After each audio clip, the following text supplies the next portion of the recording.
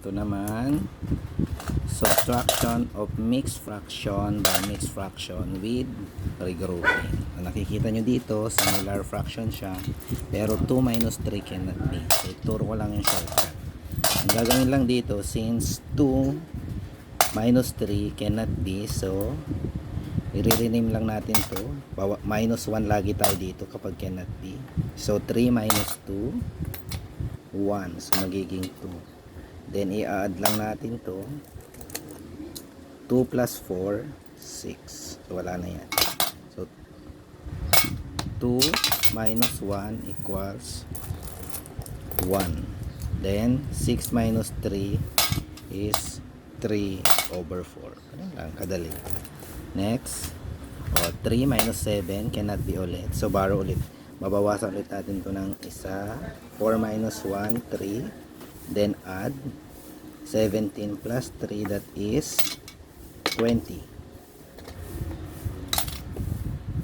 So 3, 20 minus 7 is 13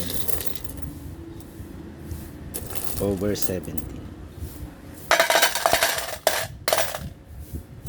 Another one, 4 and 2, 11 minus 1, 7, 11. Cannot be ulit. Bawasan lang natin ng isa. Magiging 3. Then add 2 plus 11 is 13.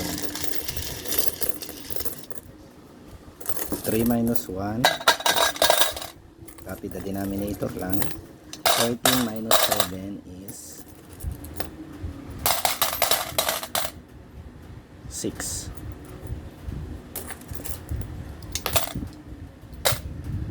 Next, 3 minus 4 cannot be ulit, so bawasan natin to.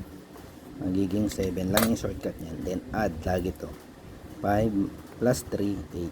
7 minus 2, 5. 8 minus 4, 4 over 5. Try nyo naman po ito. Comment your answer. Thank you. Please follow my page, Math 2.